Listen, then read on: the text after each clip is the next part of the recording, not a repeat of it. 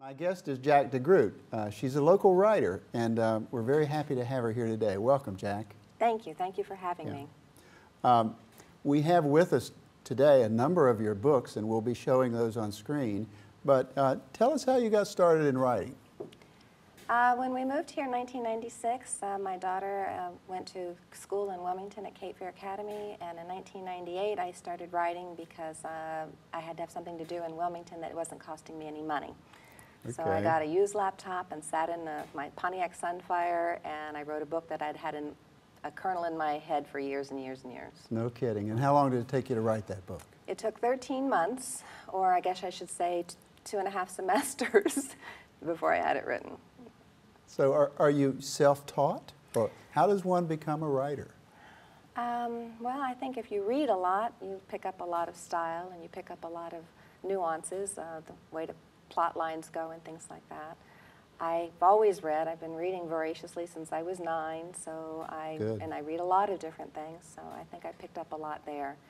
I didn't really start reading any books on how to write or doing writing or anything until I was considering publishing. Okay, you mentioned the word style. How would you describe your style?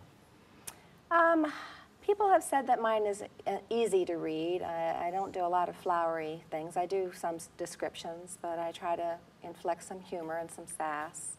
My books are romances generally for the most part, and I try to put you in the life of the person, the character that you're supposed to be reading about, so that you can live vicariously through that person.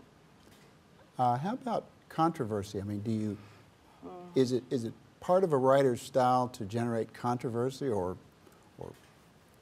Yeah, well, I think Jodi Picoult does that very well, and in fact, I have a book that came out a few years earlier that was called For the Love of Amanda that had some controversy with stem cell research issues.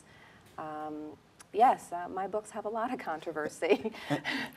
And maybe drama is the better word.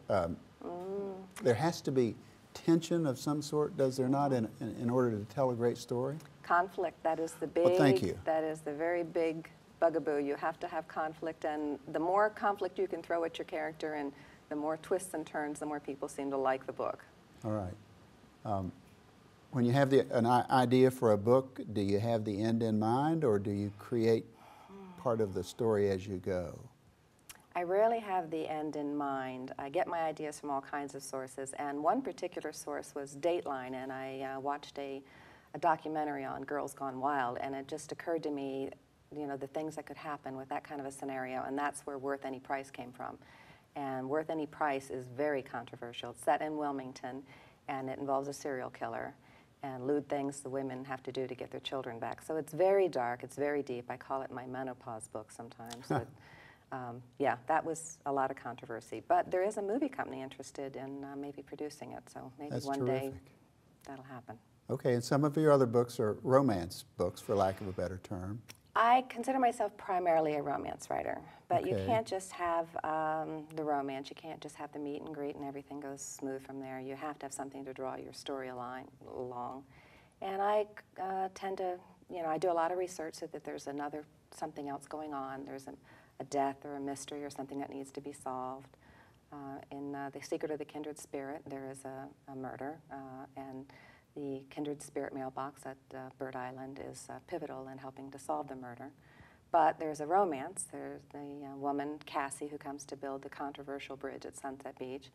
She, on her first day, is under the bridge at the old bridge in her kayak, just getting the lay of the land, and all of a sudden a head pops up out of the water wearing a ducat. And that's the controversy. And the police officer that helps get her up off the bank and back on dry land after she's quite frightened, that's where the romance is. So as they both work to solve the mystery, the romance continues also. One of the key words you just mentioned is research. How much research is involved in preparing for one of your novels? Well, The Secret of the Kindred Spirit, there was a lot, because I wanted to be very realistic with her building the bridge and how a bridge would be built. So I read 7 books on how to build a bridge. No kidding. No kidding. And I talked with Alan Pope with NCDOT about the bridge that at that time was projected for Sunset Beach. And I read Roebling's, the book about Roebling, the Brooklyn Bridge and that was probably one of the most fascinating books I've ever read. And by the time I sat down, I pretty much had an idea how they were going to build this bridge, and that's how I wrote it. And now that the bridge is built, it's kind of nice to look back and see that they built it exactly the way I said. Well, that's great. It does occur to me that great research, a lot of hours of research are involved in order to really know something bone deep and be able to write about it. Absolutely, Yeah. yes. That keeps you honest. You really Right. need to do that. At the same time, most writers write things that reflect their own lives. Is that true for you? Sometimes that's true. They say you should step out of your boundaries so you learn new things, but in my first book, Climax, I had to learn so much psychologically about drugs and hypnotism that I really didn't want to go into a lot more research for the careers for the hero and heroine. So I used my career, which I had been a general sales manager for an automobile dealership, and I used my husband's career. He was a police detective for Fairfax County. Great. So I used those things because I had the background for both characters. It kind of had a little of a boomerang there, though, is when the book came out, everybody thought that the characters were based on my husband and I, which they were not. See?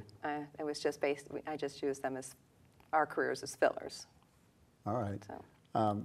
Great writers, in romance books at least, offer a little spice, right? I offer a lot of spice. How does that work? It's working very well.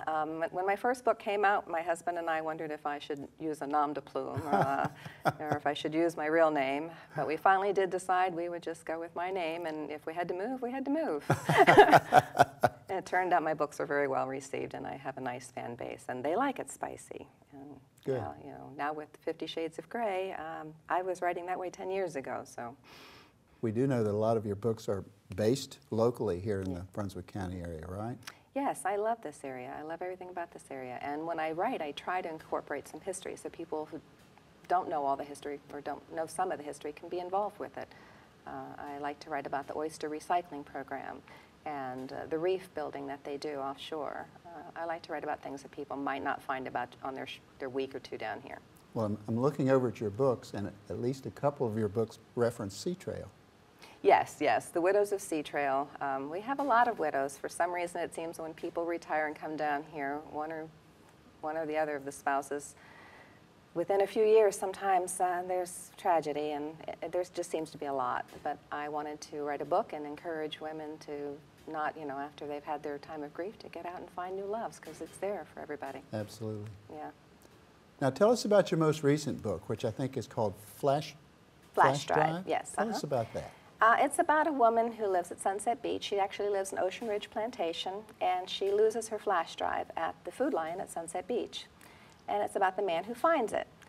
And she's very distraught because these are her spicy personal stories that she's written. She's written about her fantasy life, and she's very upset about whose hands this might have fallen into. And the man who finds it lives on the island of Sunset. He lives in Baltimore and has a home down here, and he decides he'd like to return it, but there's no identifying marks. So he plugs it into his laptop and starts reading her stories. And through reading her stories, he starts to fall in love with her. And by the end of his reading all her files, he's decided he's got to find her and show her that he can make her dreams come true. So there's quite a mystery in that there's nothing identifying her, and he has to read through her stories to find the clues that will lead to her. Great. We won't tell the ending, will we? No. Well, I'm a romance writer, and a romance writer, there are certain rules, but the one rule to be considered a romance writer is you have to have the happily ever after. Okay, good, good. We talked before we went on air, and I really enjoyed speaking with you.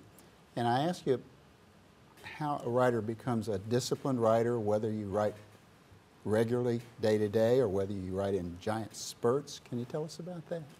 Well, I think the creative time for everybody is different. You have to figure out what your creative time is. Some people like to write in the middle of the night. Some people are better in the afternoon. When I first wake up in the morning is my most creative time. That's when I have the most energy, and that's when I like to get upstairs. And my goal is 1,000 words, which is normally 3 pages. I try to do 1,000 words a day. On good days, you can do 10 or 15 pages because you're just going crazy. On some days, you struggle to get those out. But if you can do that, you can get a book within 6 months and have it where you want it. The bad part is when you don't keep yourself to a regimen, you lose time because you have to read back to figure out where you were, and you lose your pacing. I see. Pacing is Pacing, a good word for it. Yes. And then, of course, once you get your first draft, that you're not at all finished with your work, are you? Oh, not at all, not at all. Tell us about that. Fortunately, I have a nice network of friends who proof for me. I Good. send it out, and everybody takes their stab at it, crosses things out, moves things around, or does whatever they, you know, some add commas, some take commas out. You know, by the end of the thing, I still don't know where the commas are supposed to go sometimes. But then I take what everybody has suggested. I throw out what I think, no, I don't like, and I keep what I think, oh, that's great, or how did I miss that? And so there we go. Do you ever read your finished product? I'm a lawyer by training, and I occasionally look back at my writing product and say, you know, I could have done that a little better. Do you ever look at your finished product and say, I wish I had? It's invariable once you get that book in your hand. If you flip through it, you're going to find something and say, oh my God, I spelled that word wrong. Or when you type on a computer, there's just some words that you definitely get wrong. Form and from, I mess up all the time, and spell check won't pick them up. Right. I quite often put out for put because the O and the P are so close. So sometimes I look and I say, oh man. But I do a revision normally after 6 months. If you write a book, you really need it to gel. It has to sit and percolate for a while because you need to look at it with fresh eyes to see the things that are wrong. Your mind has a tendency to see things the way you expected them to be or the way you meant them to be, not the way they really are. That makes sense. So Yeah. if you let 6 months go and you take a look at it again, you can go back and make some adjustments. And I'll do a revision if there's an error that is just so glaring or bothers me so much I can't stand it. One final question. I'm sure we have aspiring writers who are watching this program. And I asked you that question before we went on the air. What would you say to them? If you think you have a book inside you, try to find some quiet time. When you're driving sometime, turn off the radio or your book on tape and just let your mind wander a little while you're, I don't mean wander like wandering off the road or anything, but sometimes when you're just driving on an interstate, rather than just listening to a book or listening to radio, let your mind talk to you. Sometimes you'll find there's a story there. We take too much stimulation in all the time, and our muse or our inner spirit that might have something to say to us doesn't get to sometimes. I find I do very well in the early morning, right before I'm waking up, or late at night, right when I'm laying down to get to sleep. My mind kind of goes through the day or starts the new day, and that's the time when you get some ideas, and those are great ideas. I have had ideas in the middle of the night, and I can tell you for sure, if you think you're going to remember them in the morning, you will not. So what do you do? I get up and write them down. I thought so. I get up and write them down. I have a notebook in my nightstand and a pen. I grab them and I go into another room and I write them down. Then I come back. Because I have learned that great idea that you had, all you'll remember is that you had a great idea. That's it. That's interesting. Writers are storytellers, are they not? Oh, yes, they are. And that's what you are. Yes. Yeah. Jack DeGroot, we thank you for being with us today. It's been a fascinating interview. Thank you. Thank you so much. I enjoyed it very much. Thank you for having me. So did I.